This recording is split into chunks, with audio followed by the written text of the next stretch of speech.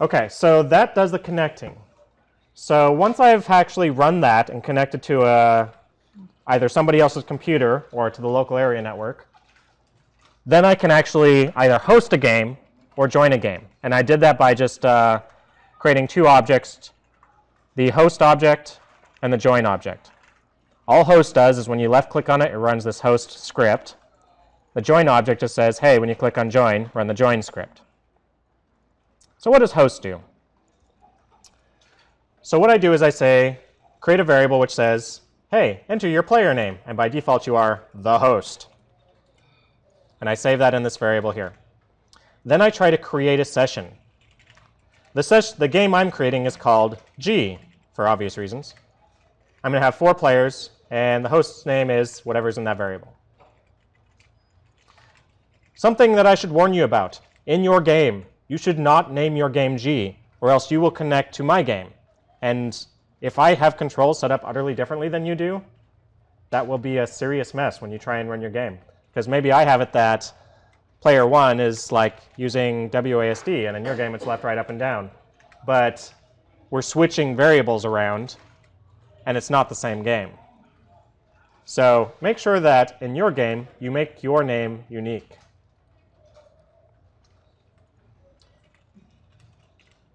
All right, so let's say that you actually are able to create a game. If you can, I just say, hey, you created a game, just to give the player some feedback. I say, create this global variable called player number, which says, you're the host. And I set it to 0. And then I say, now you can go to the host waiting room. In joining, so let's say that you want to join a game. I create a variable called player number, which finds out how many players there are.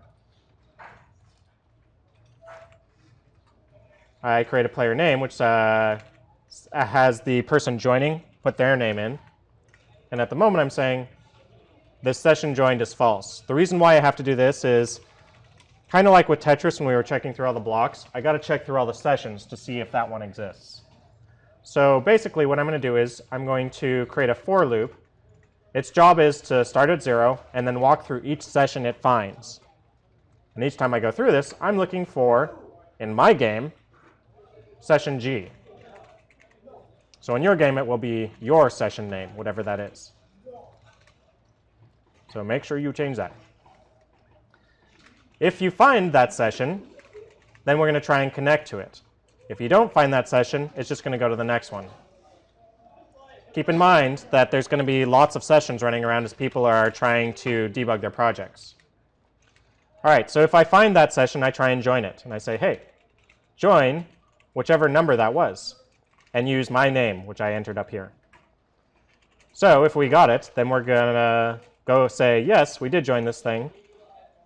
And we're going to assign this guy a global player number.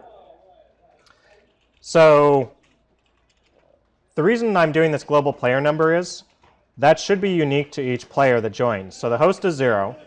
First player to join is going to be 1. The next player to join is going to be 2. Last player to join is going to be 3.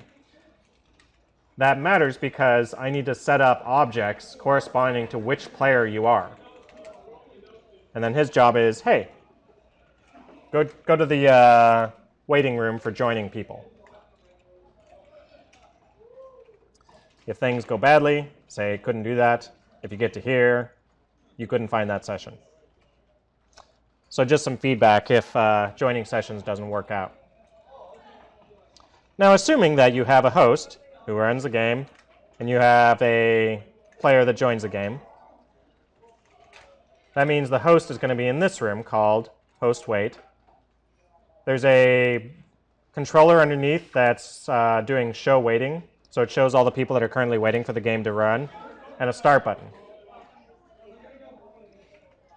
If the host hits the start button, regardless how many people have joined, we just go to the game room, and we write to a particular variable on the network, hey, you should start the game. So I'm basically saying, if start game is 0, everybody's going to be waiting. As soon as it's a 1, everybody should go to the game room. Start game is a constant that I created. So up under resources, define constants. Start game is a 1, something that I made up. It doesn't matter what you do as long as you're consistent. The reason I need that, show waiting is also, so besides being in the host room, it's also in the join room. So show waiting shows up here in the join room as well as the host room. The reason why I do that is that underneath, if there are 4 players, it's time to go. So everybody should go to the game room. So as soon as the 4th player connects, it automatically goes to the game room.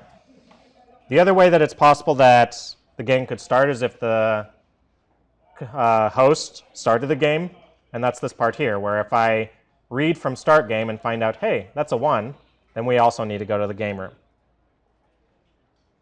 So it's basically a trigger where I say, out on the network, I set this variable to a 1. Everybody's constantly reading from that, and as soon as it is a 1, it's going to go to the game room. The other thing I'm doing is I'm constantly drawing the names of all the players that have connected. So there's this draw event in show waiting, which is basically walking through all the players it's currently finding and just drawing their names. I'm adding to their Y position each time just so that they don't all draw over the top of each other, and it just moves it down 100 every time. All right, so let's see this thing in action. What's going on? So I'm going to create an executable. I'm going to just throw it out there in the README in GameMaker 2, save. So if you've never done that before, that's how you create an executable, and it shows up here. The nice thing about executables is you don't need GameMaker to run them. So I'm like, hey, enter an IP address or nothing for LAN. Since I'm on the same computer, I can just hit nothing, just say OK, and that'll automatically connect. And in fact, while you're in this lab, you can always do that. So I'm going to make that guy the host. And I'm like, hey, I need to run this a couple more times. He's going to connect.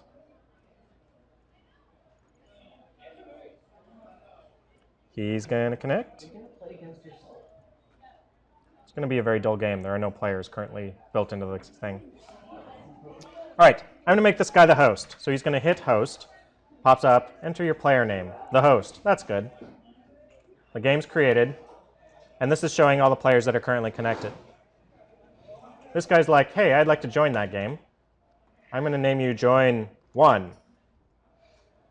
A clever name, I know.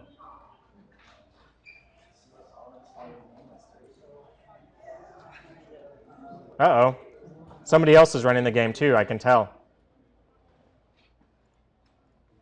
Are any of these working?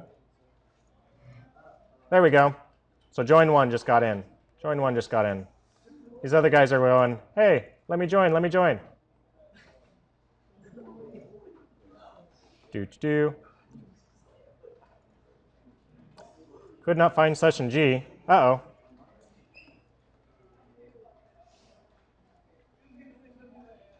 So I think there are network issues because I think other people are running my game right now. So let me go ahead and just start this.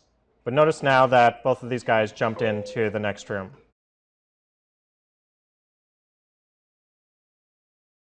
So yeah, it's an exciting game right now, but that's the general idea. So that's the basics of it. That's what I need to do even to set up a session. All right, so that's the general idea of how the game connects and how it gets to the next session. If you are going to use this Bomberman base, make sure that you are careful to name your session something unique to you. Otherwise, you're going to connect to me as I'm testing my game, and that will be maddening. Okay. So once I have this, now what do I do? So now I need to actually set up the room, and I need all the sprites and everything I'm going to use for Bomberman. So what I'm going to do is I'm going to take this game room, make it into some sort of maze, and I'm going to put some sort of controller in here that's going to create maybe player 1 up here, player 2 over here, player 3, player 4. So that's going to be the next step.